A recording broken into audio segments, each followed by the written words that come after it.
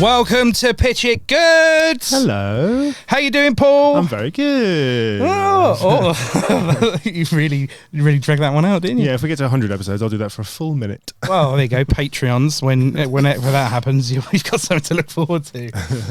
You watched any films this week, Paul? I watched Abigail. Abigail? What's that? It is like, I guess it is technically a horror film, but it's more of a sort of horror comedy. Like a bunch of guys, a group of like guys that like criminals are like hired to like kidnap this young girl. Okay. She's supposed to be like the child of a mob boss. Right. And then it's very quickly apparent that it's all a setup. She's a vampire. And she just hunts them around the house. But it's very humorous as well. There's lots of silliness.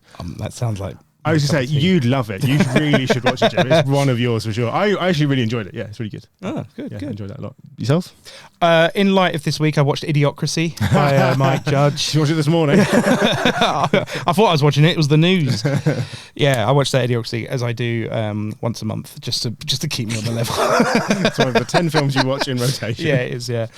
So it's good. Lovely. Good. Have you been up to anything else? I did. I can't really talk about it very much, actually. There's a guy who sings a song, a kiss from a rose. I've been working for him, and unfortunately I had to get his name tattooed on my mouth. My lips are sealed, Paul. That's the worst one yet. Yeah, I feel quite good because last week I thought mine was terrible. Yeah. And now it's nice to know that you're on the same level. We're both bad at that. Well, welcome to the show. Everybody. But how much money did you make? £51. Lovely. What would you like to do with it? I want to invest it in a movie like we do every single week. And of course, we can barely take an idiom and then stick a punchline on the end of it. So we've invited someone in who's much funnier and creative and imaginative than we are. And it's a very special guest this week, described by The Telegraph as a comedy genius. Brilliant. So it should at least bring the comedy of the show up to 2%. Everyone, welcome to the show. Elf Lyons. Hello. How you doing? All right? I am very content. Oh, content. That's content. good. That's good. It's the temperature in the room is quite... Yeah, it's a contenting. it's a contenting temperature. Oh God! I think I'm just fed up of when everybody says that they're tired because we're all tired. I don't want to be tired. I want to be content. That's good. So good. That's my plan. I'm going to start telling people I'm content, and they won't believe me. When you're tired. Yeah. This is, you know what? Someone asked me about a gig I did today. They were like, "Oh, how did it go?" And then I said, "Oh, it was great. I enjoyed it." And then they pulled up the fact it was interesting how they asked me like a question going, was it a success, was it a flop, effectively? But my response was, I had a really nice time. And I think we sometimes get very, I'm trying to be more like, I had fun. I didn't have fun. That was a good day. Yeah. Lovely. Trying to treat myself like an 8-year-old. Yeah, well, maybe we should. Because that's one of those things, isn't it? When you come off stage and everything, and someone says, you say, "Oh, how do you think it went?" And they went, "You look like you were having fun up there," and it's like, oh. I think that's good. I think so, though, when people say that often means you're not paying as much attention to us as we are to you. And like, I think when you get told that, it's like, oh, I didn't pay attention. You weren't having fun. Yeah. You were just lying back and thinking of England, and I was just ploughing on ahead. That sounds like comedy. It really, really does. Have you seen any films this week?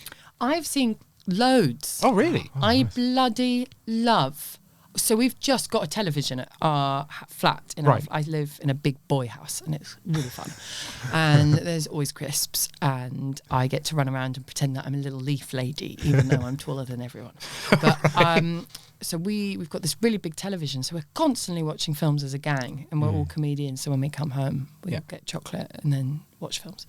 So the films that I've seen, I saw Heretic, which I really wanted to love. And I really, really wanted to love it. And it felt a little bit like the film that a 21-year-old theology student would write if they were trying to mix a TED Talk with a horror film and trying to make it super clever. But you're watching it going, it's not actually that scary. One, it's not that scary. It doesn't. Have you seen it? No, I really want to see it. And this is breaking my heart. It's I like. There's a couple of moments you go, That's cool.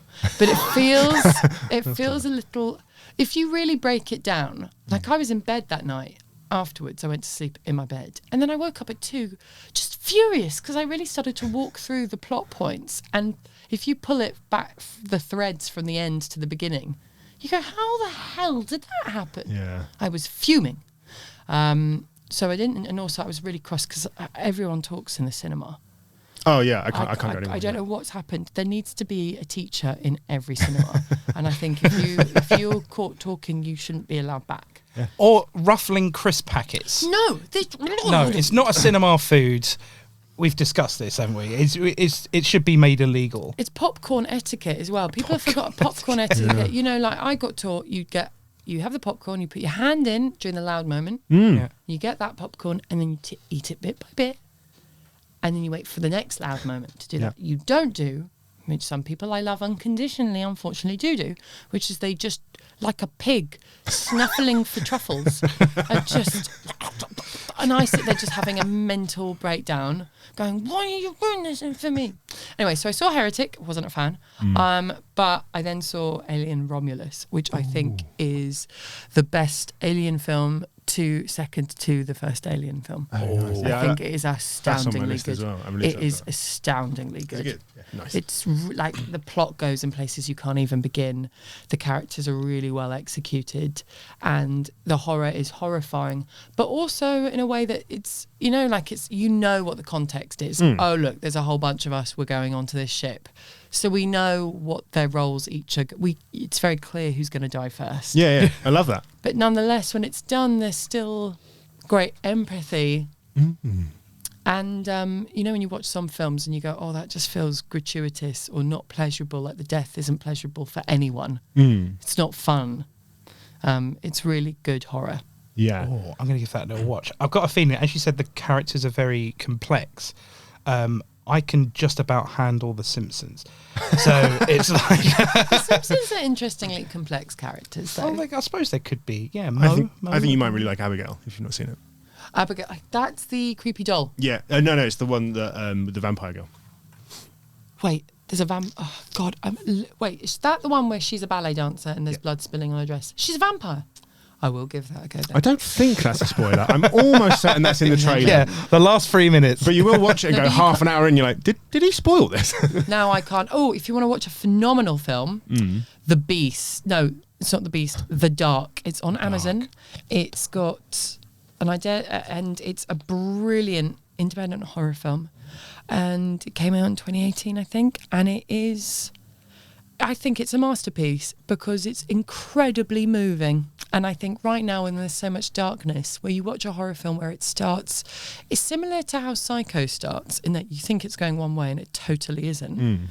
But it has such two young child actors playing. It's been compared to Let the Right One In, but I actually think that's a miss. But anyway, I'd really recommend that. All right, yeah. I'll Sorry, do that again. I know you said that I'd bring the comedy, and I haven't. I've just brought... No, you bought some valuable film recommendations. I've written down The Dark. I need to make sure that I don't write that down as part of your film, because it could get the whole vibe. Then I get told off for copying. Yeah, well, no, we've had a few films that are close to other films. Plagiarism is highly encouraged. There's no lawyers that listen to this. So Yet. It'll be fine. So, Elf, you've come in to pitch us your movie. Where is it set? A nightclub. A nightclub? It's called Slaps. A nightclub called Slaps. And whereabouts is this nightclub? Whereabouts is it? I don't want to cause shame on any particular part of the UK. But let's think in university town. It's that club that all the kids go to on a Wednesday.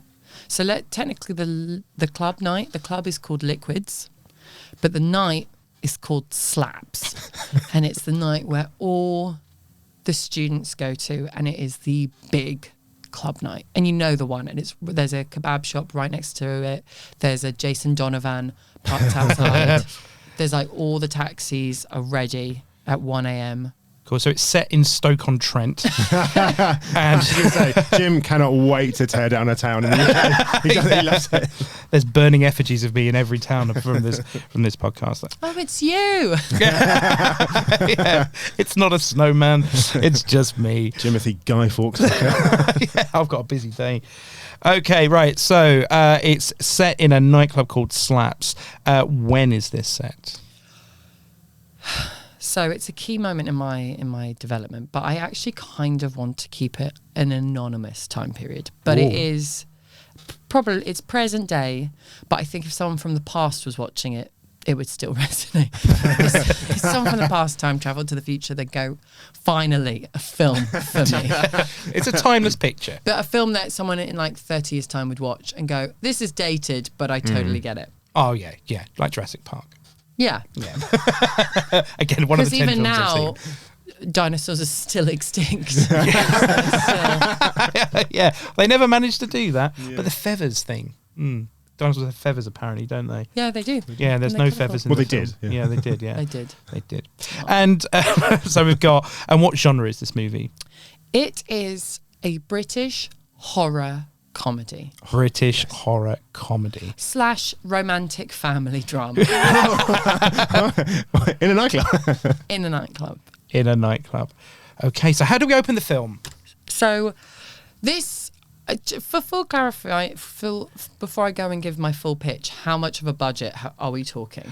Well, it's a very liberal £51. So it's only £51. But old money though. But yeah, we can make it stretch. We have a time machine that you can use as well. It's parked so I can outside. go back and invest in the 80s. Yeah, exactly. Yeah, so take the £51, invest it in Apple, and you've got an infinite budget. The time machine is where you can put actors in or whatever to bring them back and forward. So I can still use actors from the if they're dead. And I can still charge them, I can pay them less. Oh yeah, of course, yeah. Brilliant, because they're going to go back to their time where £10 could pay their heating for a year. Okay, cool, great. I'm going to get Gielgud. I'm going to get lots of Shakespearean, classic 19th century. I'm going to pay them all in farthings. They'll love it. They'll go back. They'll be doubloons. And doubloons. Oh, Pirates just pirates. Okay, right. So, So how does it open? Okay, so this film, I want it to evoke big bodily reactions from the audience and resonate. I think opening scene is slightly complex, but I want the camera to drift like in The Shining, drifting down the corridors of the Overlook Hotel. This is gliding you through this nightclub, Slaps. And it's the morning after the night. And there's red velour wall. I don't know what velour is. It's red everywhere, and like sticky windows, sticky glass, sticky mirrors. You know, all the tabletops are that black sort of sparkly, I don't know what material. You know the ones that all the cool bars, and they've got the residue, and there's like crunched up limes everywhere, and these white plastic chairs like on the side of the floor. There's just like the decks spinning, and just pit bulls. I know you want me playing, but warped, and we don't know why. It's like a half time. Sounds like my house. Disco lights just playing, or like just twisting, and so the light and the colours of the room keep changing, and you're walking around going, "Is this heaven? Is this hell? Where am I? This feels like a Mask of the Red Death fever dream," because that's kind of what it is. Because then as we go through all the rooms where those white plastic corner tables where all the when clubs at university where they're like, "I've reserved a table." The VIP section. The VIP area, and it's just someone from a DFS sale has gone, "Let's just buy every sofa. Whatever you can't sell, we'll take. We'll take it, and we'll just light it badly. Yeah. And we'll just ring fence it." And then you realise there are lots of what you think are like young students dancing, but then you realise they're just their bodies on the floor, and you're like, wow, everybody is dead. And then it's like cold open, vroom, and then the words are hell. That's the current working title. Yes. Hell. Okay, so they're in hell. Yeah, and then we cut to 24 hours before. Nice. So, So you're like, okay, it's the start of a film. It's quite edgy. What's happening? We know everybody's going to die. We know something terrible's happened. But what? So, the reason it's called Hell is because I want to aim this purely for the millennial market, or indeed anyone who's over the age of, I'm going to say 27. Yeah. Or actually, maybe I'm being too nice. 31. Fuck it. I don't want any 20. They won't know who Pitbull is. Yeah, I just want people. They won't know who Pitbull is. They won't know. No. I thought you said they won't know who people is.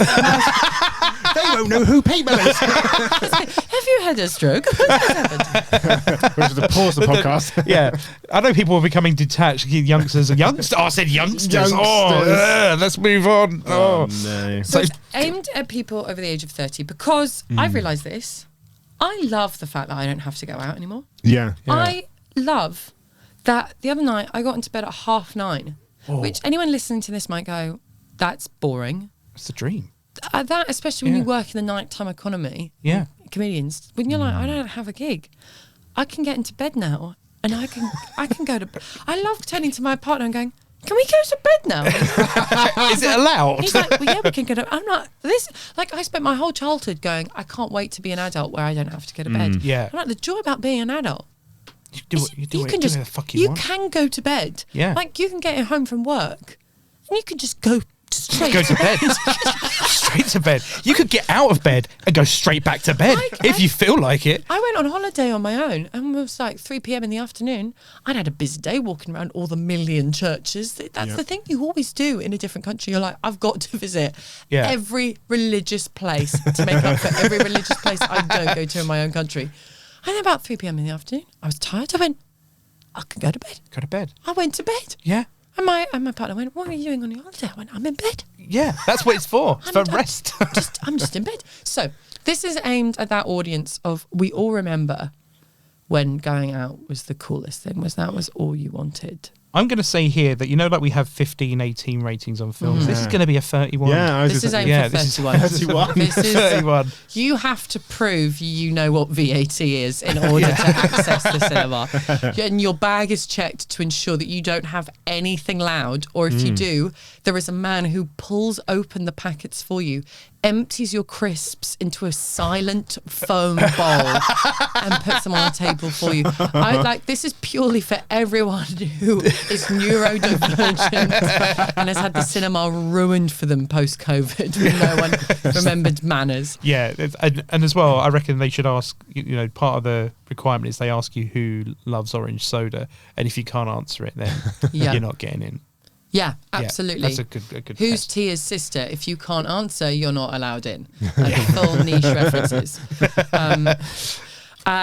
So it's sort of inspired for that audience of us remembering that club nights were at one point a heaven, but also their own form of hell. The morning after, the purgatory of why do we do this? But you keep going back. It's the routine. It's like this Sisyphean task, this Faustian pact you've made. We must have fun and go to this club. But now, as an adult, you don't want to go. So this is what happens.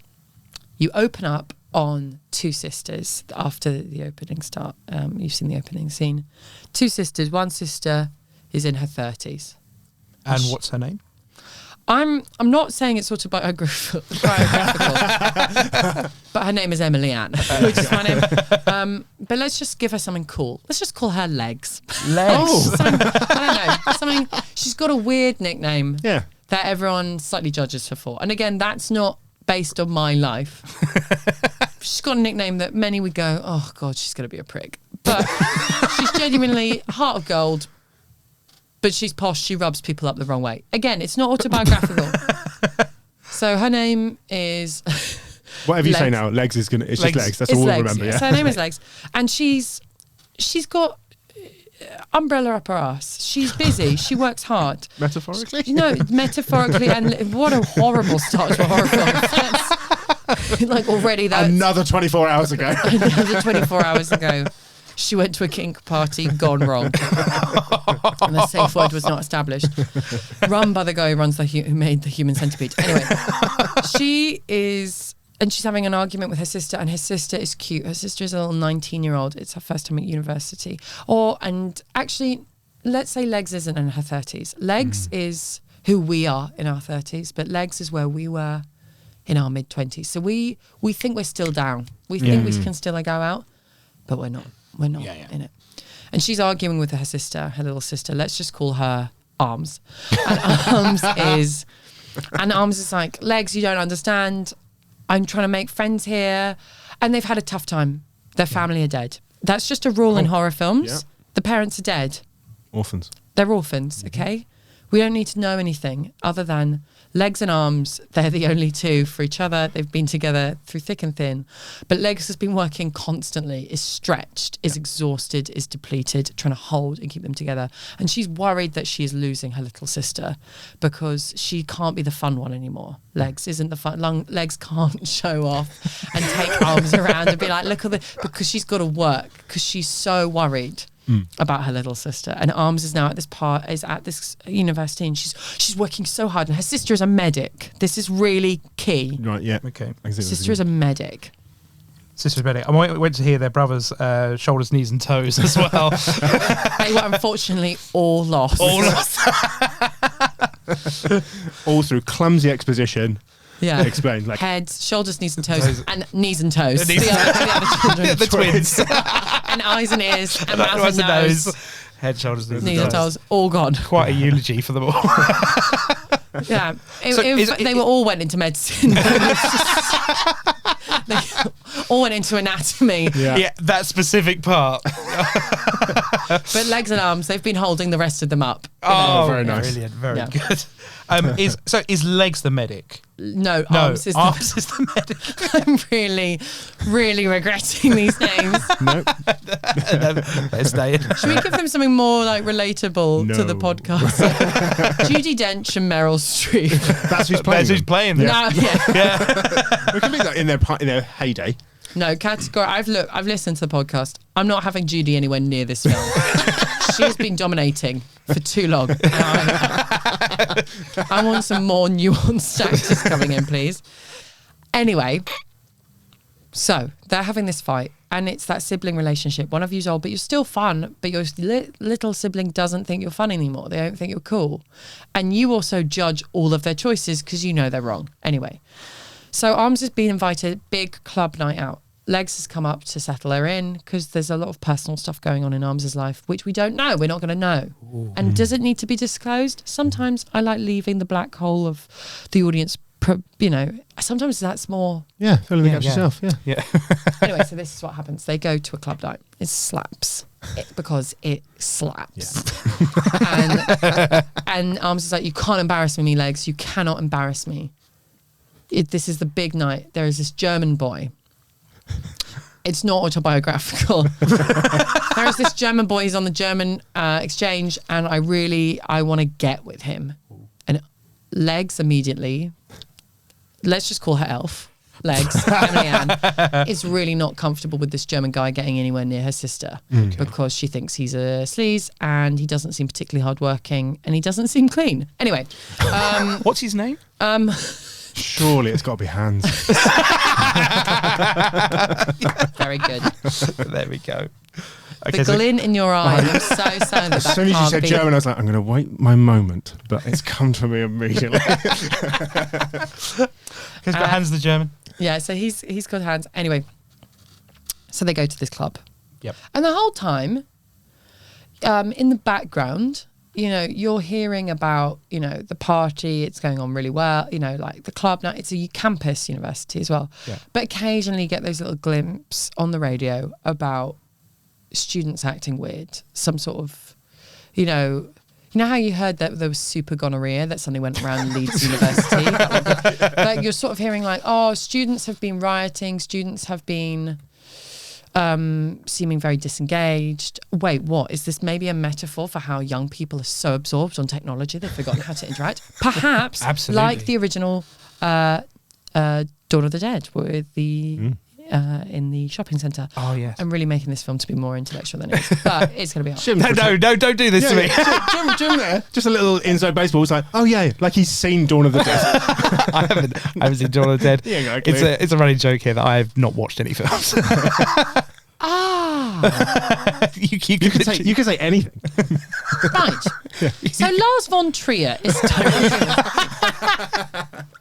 No, he's absolutely not. Because otherwise the props and the set would be terrible and the sex scenes would be really sad. But they are going to be pretty horrific. So, all the while you're hearing that something is going on. Yep. Is it a bit of post-COVID fear, people being aware about isolating, washing their hands, and the students are like, fuck this shit, we are going to Slaps for a big night out. All the while, you can see, and it's a masked party. So everybody's like, it's like a 7 Deadly Sins party. And we get to the club, and there's a lot of comedy in it, like in terms of, which I'm not going to tell you now because I haven't written it yet. I'm tired. But jump in if you've got any questions so far with the vibe, or if there's anything I'm not clarifying. You're not tired, you're content. I am super tense. I'm super tense. I'm super content. What's some of the things that happen in nightclubs which is ridiculous but funny? I don't know, like the smoking area is always like some weird burnt out Someone thing getting about. chucked Well, over. this is it. They're not smoking areas anymore. So when I used to go in, there was a bar we used to go to in Paris, like a club, where it was a booth. It was an indoor smoking booth, and you'd have to open up the door. It was like something from like an Arnold Schwarzenegger 80s sci-fi alien film, you know, like the ones where everyone's got 3 bosoms. It was like a glass. It was like a glass cube that you'd knock, you get let in, and it was just full of smoke because it would just be like 6 men just smoking in this cube. But it was so they wouldn't have to go outside, so you could still dance, but you'd be basically just. It sounds like the sauna. French version of the Cube game show. Or the horror film The Cube. Great film. Great film. Love that film. So it's got one of those, and she's queuing, and they're with all her friends, and all of Arms's friends, obviously. Legs is trying really hard to be cool, and it is just flopping. She's trying really hard, and she doesn't understand any of the references, like tic-tac, she's saying the language wrong. They're all talking about slut dropping. She's like, no, she doesn't know who. They keep talking about all these girls. She thinks they're girls at the club. They're not. They're music artists. So we've got this real sense of the sisters becoming more and more distant, more and more distant. They get onto the dance floor, and everyone is drinking. They're all drinking the special drink. There's like a special drink that's on offer, and it's called the Red Death. The Red Death. Whoa. It's just Snakebite in black, isn't it? Oh my God, this is so intellectual. It's so sophisticated. This might be the most intellectual film we've had, if I'm honest. I'm going to say this is pretty on the fucking nose. This is the type of film that Peter Bradshaw would be like, it's good fun. And then he's got like 60% on Rotten Tomatoes. But you know what? Fuck it, that's what I want. They're the best. They're the best. Yes, fuck Rotten Tomatoes. But anyway, and they're arguing, and the 2 sisters are fighting and fighting and fighting. And Legs keeps on trying to do it right. But also Legs, and we don't know what Legs does. We know that Arms is the medic, but we know that Legs just works. She just works. Legs is noticing, and we don't know what she works in, but Legs is noticing the kids, everyone's seeming a bit off. They're all off their face on drugs. They're all behaving totally weirdly. They're all slut dropping. They're all getting absolutely hammered. Nothing And out then of the there's ordinary. this guy running around in a mask, like this tall, fit man just walking around in a mask. And she's like, who the fuck is that guy? And everyone's like, who are you talking about? She's like, the guy in the mask. And nobody is noticing. Because he is the plague. Has he got like a big nose mask? Yes, he's the plague. It's one of the big crow things. Yeah. And effectively what happens is this. Narratively, the sisters have a fight. Because Legs is slut dropping and she's dancing with all of Arm's friends. And she's like, finally, I'm having a fun time. And then she looks around and realizes that actually none of her friends, they're just random kids. That all the group have left her, but she can't tell anyone apart because everyone looks the fucking same. And she's like, this is hell. Everyone is on their phones. No one is engaging. And she just loses her temper and she just smashes someone's phone. She just picks up her phone. She just smashes it. And Arms is like, you've done this before, Legs. You've done this. This is why you got kicked out of school. You've got to manage your anger. And Legs is like, stop telling me what to do. And we go, wait a minute. We thought Legs was the sensible. Yeah. Yeah. But actually, she might be the renegade. She might be the Mike Myers of this film. But we thought we were on her side the whole time. And then what happens is these kids are drinking this Red Death and they are going wild. And the masked guy comes up to her and he's like, hey. She's like, hey. And he's like, sometimes do you ever feel that you just want to let go? She's like, yeah, sometimes I do. And then they have like a sexy dance sequence. Yeah, it feels really sexy. And it's like a really it's one of those dance sequences that Winona. So Winona Ryder, a young Winona Ryder, is playing legs. Perfect. And a young... this is complex. Who is going to play arms? She was in Mr. Deeds, wasn't she? Yeah, maybe. What? She's been loads of things, mate. Yeah. Winona Ryder, notoriously quite well known. Yeah. Yeah. Oh, yeah. Very famous. Yeah. She's in Mr. She Deeds. disappeared for a while after shoplifting. But Yeah, she's a back now. shoplifter. Yeah. Okay, I know who's playing arms. An older Winona Ryder. Arms is played by... So, actually, I'd love your suggestions as well, because Arms is...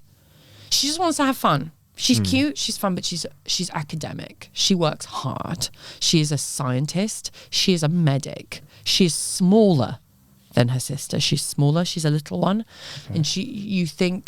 And she's actually the one that's going to come up top. Who is it?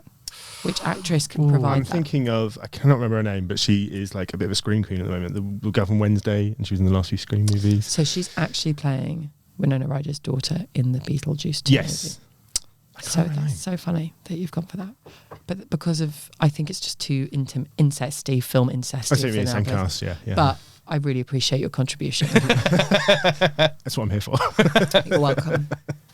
So we're looking for someone who's going to be Winona Ryder's daughter. No, sister. No, sister. Sister. Thank you for concentrating. Thank you. Can you write it down? Well, it's just smaller. Okay, I know exactly who it is. Go on. Okay, it's she was in Sisterhood of the Traveling Underpants. She's married to that man who made that thing about the football band. The man who bought that football team in the UK, and he's American, and he was in Green Lantern, and he married. She's blonde, and she's very, very Ryan Reynolds. but what's her name? Oh, because she was in the Deadpool film, wasn't she?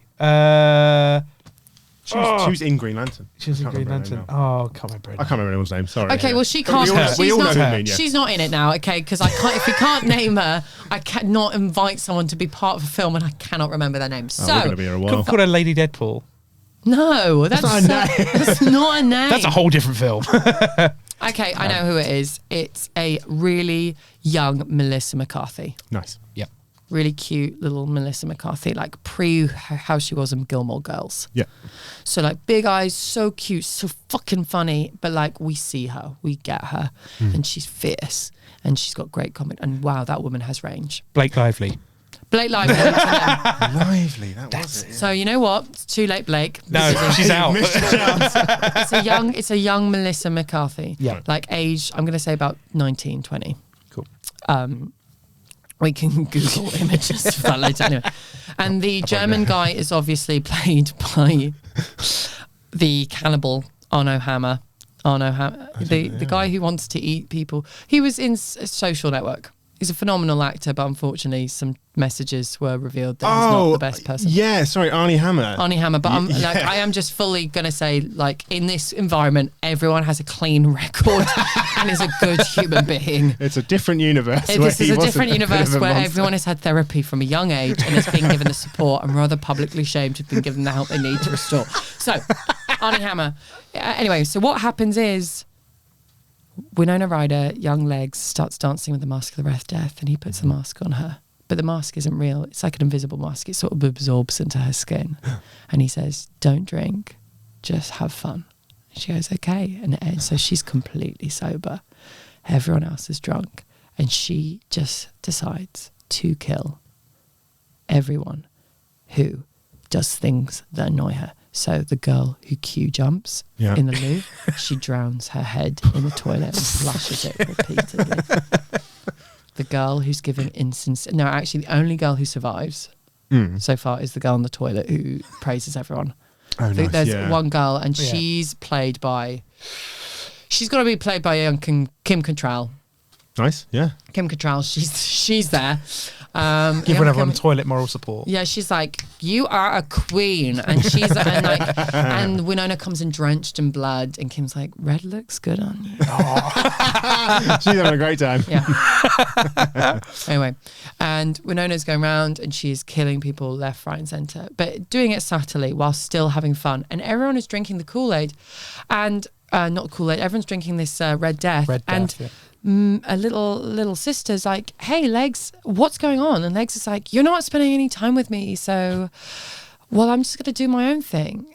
And Arms, but at the same time, Legs realizes why Arms is in danger, because Hands is getting his hands all over Arms, and Arms is getting drunk under this Red Death stuff, and people are behaving weirdly. She goes into one room, there's a human sacrifice going on.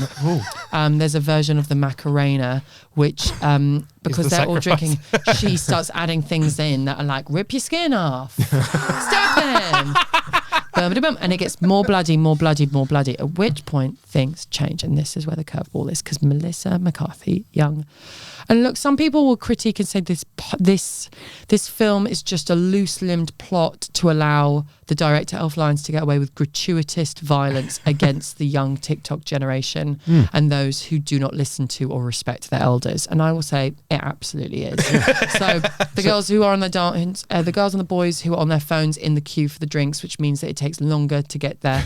The person who's on their phone, which means you trip over them. The person who's taking pictures without checking in with people's consent. The boy who upskirts someone gets his hands ripped off and like broken, because Winona, it turns out, is incredibly strong. Legs isn't just nicknamed Legs for any old reason. Legs is like, she's never skipped on leg day, and Arms has never skipped on arm day, and you find out they are a power duo. Yeah.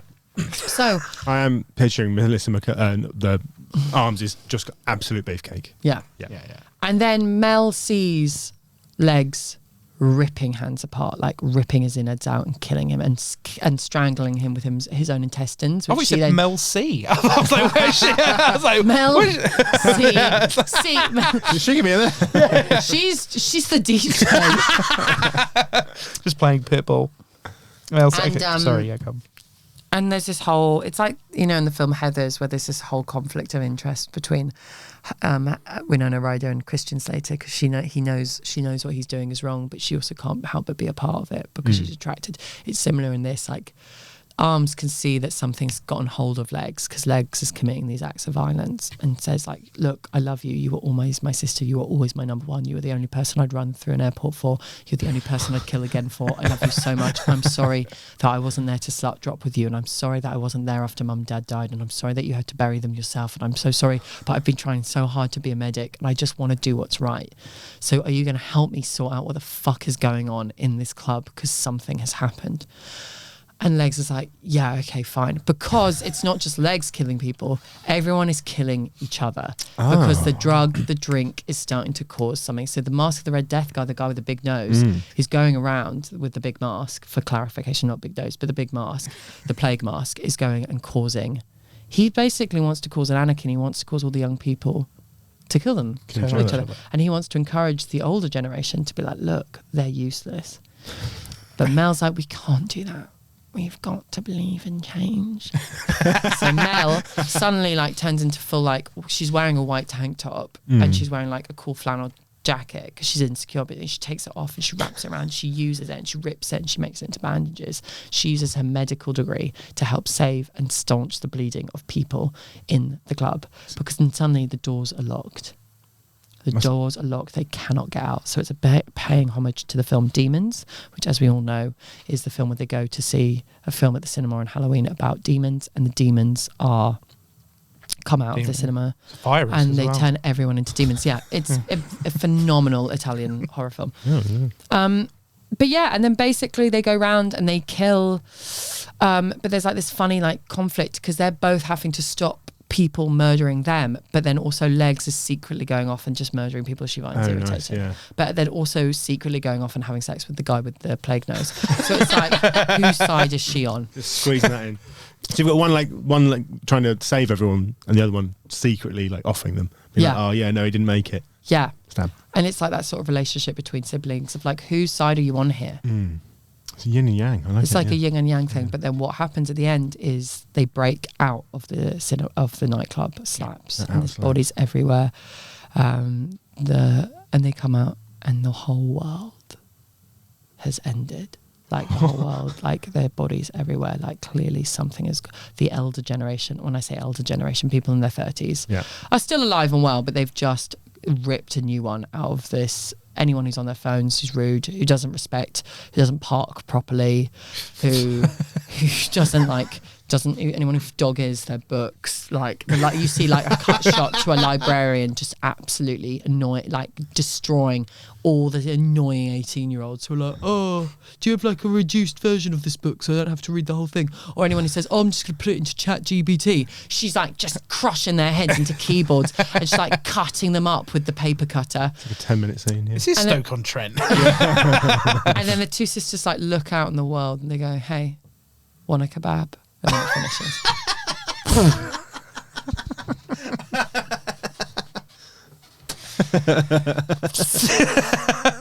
What's the name of the kebab shop? Well, I mean, I immediately want to go for Jason Donovan, Yeah, because that was the one that I had when I was yeah. a teenager at university. But this is basically an autobiographical story based on when I went with my sister to a club night called Smack in Coventry when she was a student at Warwick. And I was much old. I would say I was about 26 and my sister was 18, and I turned up to sort of support my sister. And there was this guy she desperately wanted to get with, and I just thought he was such a creep. And like, you know what I mean? It was her rite of passage to like get with whoever she wanted to get with. I was just being overprotective. But also I hated how I was being treated like I was this old octogenarian by these 18-year-olds, which obviously 26 probably was super old for them, but it felt really weird because you spend your whole life trying to find a cool place to be a part of, and then you go to this place going, this is actually shit. And no one seems younger than an 18-year-old when you are in your 20s. Like when you're in your 30s, they're just puppies. But when you're 20 or something and you're in your 20s and you see 18-year-olds, you're like, they are feti. They are fetuses. I'm an adult. Yeah, and I remember being in this club just walking around going, why? Like, my sister doesn't really need me here. But then absolutely I realised she totally did, because one of the guys was a jerk. And so I ended up... And then typically all the girls got way too drunk. And because I wasn't drinking, because I was like, I'm not... Oh, that's the worst. I ended up being the one that like took everything, and we all went and got kebabs, and then we all got that big, you know, giant maxi like van home. And then we got, and this is the moment where there's a moment where they think they're going to get out with another group of girls. Like they found a whole group of them, all the different types of the girl from the bathroom, who's, by the way, always there. Like it turns out she's like, maybe she's a ghost, or she comes out totally unscathed. She's the spirit of vengeance, yeah. Because actually Kim Cattrall in the bathroom, she's everything that we want to be. She's positive, she's kind, she just knows who she is. And she just engages with people around her. Like she's not on her phone. She's just, you can tell that I'm really anti-technology. Very anti-technology, very pro toilet compliments. I just think what I love about society, or what I loved about, is when you get into conversations with people. Like when you're in a queue, you used to chat to people around you in the queue. Like I remember I've made friends in my life who were coming to my wedding. Like my mate Will was a chugger on the high street, and I bumped into him and we ended up striking up a conversation, and we became friends through that encounter. My friend Ema, who's going to be a bridesmaid at my wedding, was the person who checked your ticket stubs to go on the London Underground secret experience like 10 years ago that I went in and booked. And she was like, just happened, and I noticed she had an Irish accent, and I was like, oh, where are you from? And like, she only just moved here. But I think now I've noticed, because everyone is on their phones and looking down, there are so many human interactions that get totally missed. Like I found this really funny. There was a bunch of teenagers on their phones on the tube the other day. Yeah. Like a whole group of them. None of them were talking to each other. But someone famous who I know isn't famous to us, but is like a YouTube, like someone who is categorically famous to that generation, got on the tube. And they had no idea that he was on the tube with them because they were all on their phones, possibly, ironically, watching his videos or scrolling. And you're like, if you were actually just talking to each other, you would have had a celebrity spotting, which as a kid, if you saw someone, and you could have potentially gone, hi, I really like your work. And you could have had a conversation. And like, I think those things I'm really anti. And like, I'm with you. That's why, like, I tell you, it's like you go to a theme park and actually waiting in the queue with your mates was cool, right? Because you end up chatting, and then nowadays they're just all on the phone. My wife was telling me she read something the other day about, and if there are any Gen Zs listening, feel free to write in and correct me. But supposedly they're like jealous. Like they know how to write. I'm joking. Just two emojis comes through. Send me a fax. Supposedly they're really jealous of the parties we had when we were like 17 and stuff, the rest of it, because people would just do crazy things, whereas now everyone is so terrified of becoming internet famous for the wrong reason. No one really does anything because it could immediately be captured on film. Yeah. So no one's insane. making a tit of themselves. Because also, like, I remember my 17th birthday party. I kissed 28 guys. I know I kissed 28. I wrote it in my diary. I kissed 28 guys. And I know that is shocking, but actually I had the best night of my life because I hadn't had any sexual awakening or never got to feel sexy and cute. But it was my big house party. Like, we had a proper party in the garden. It was mad. Like, it was the party of dreams. Like, I went back to my town like about 10 years ago, so 23 years old. Yeah.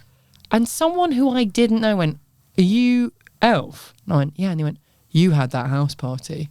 Oh, you were the house party legend. I was the guy who had the house party. Not just, I had the party, and that was wicked. Yeah.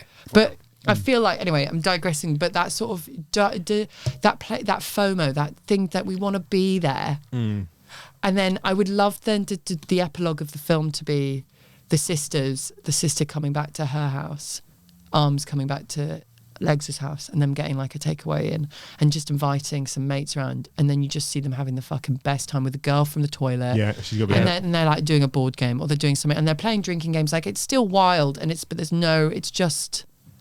You could have it throughout the film. All the characters that were going to survive, somehow, for whatever reason, their phones will break. So at the end of the film, none of them have their phones, so they're forced to hang out and have this party that we would all want. I like the idea as well that all the people that die in the club, because obviously they're going crazy, right? Yeah. They're drinking this stuff. They're all like and killing each other.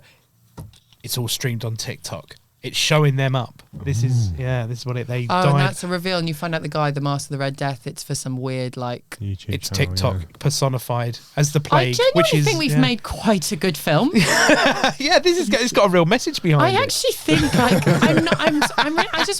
I'm going to copyright this now, and I am going to genuinely write this up as a short. Yeah. God, it's violent. TikTok is a plague, is a man. That's a big.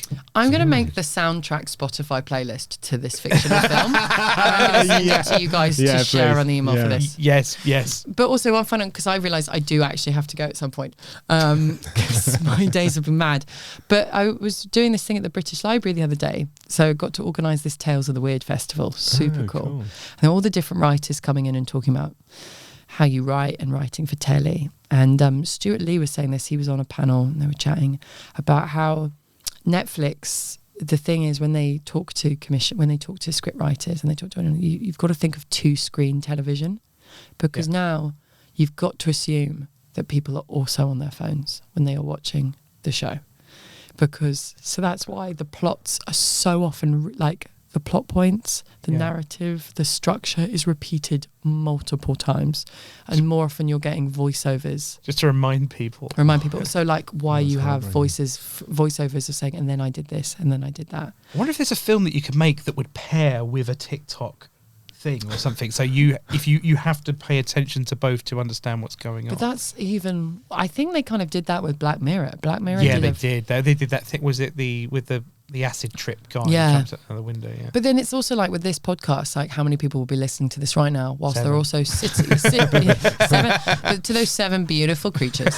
They're possibly whilst listening to this, either scrolling on Instagram at the exact same time, maybe looking and reading on Wikipedia about one of the films we've mentioned, or they're already like, do you know what I mean? Like they're multiply doing things. Or they're watching the TikTok clips. Like how many times? Yeah. How many times have they had to rewind the podcast? I'm terrible for that. Yeah. So often I'll be like, I haven't listened to the last 20 minutes. Yeah. I try and listen to things as slowly as possible, and the moment I think that I haven't listened, I stop and I have to go right back to the start of the chapter to really. Yeah, it's like the modern China. version of like when you were reading a book and you're like, I haven't absorbed a single word on that page. Yeah. No, exactly that. Yeah. Brilliant. Well, Paul, are we going to make this film? Yeah, absolutely. I think we. Well, I think you're Elf going to make this actually film. I think you're going to make this film. Yeah. And William Shakespeare will help with the script. Good luck with the casting. We don't actually have a time machine. What? Oh, it's the bus. You get on that, you're going back in time. Excellent. Well, thank you so much for coming in, Elf. Where can we find you on the socials? So you can find me on Elf Lyons on Instagram and on my website www.elflyons.com. And I do like a mailing list, a weekly like top 5 where I send out recommendations for artists, shows to see, books to read, etc., films to watch. But I'm also doing a big tour of my show, Horses, which had a really great year. I've had a really good time, and now I'm doing a big UK and Australian tour next year. Oh, wow. And I'm doing a big show in London at the Bloomsbury Theatre on the 1st of June, which would be amazing if you wanted to book tickets for, because the sooner that sells out, I can add in an earlier show, which is the dream. You heard him. You heard her. Buy the tickets. And actually, honestly, it's actually because I met you about a year ago, and I saw you on stage, and I was just like, "There, this is funny. This is brilliant." So, everyone, absolute treat to see Elf perform. Get the tickets for Horses. At the Bloomsbury Theatre, but a whole UK tour. So we're doing Bristol, we're doing York, we're doing Liverpool, we're doing Norwich, we're doing Glasgow, we're doing everywhere. We're trying to add in as many dates as we can. That's awesome. And there's more dates to be added. But yeah, so people come, please. Yeah, amazing. Go see it. Go see it. And then come see our live show, which will be announced soon. Yeah. We're going to do this again. Excellent. Well, thank you so much for coming in, and we'll see everyone again next week. Yeah. Bye-bye. Bye-bye.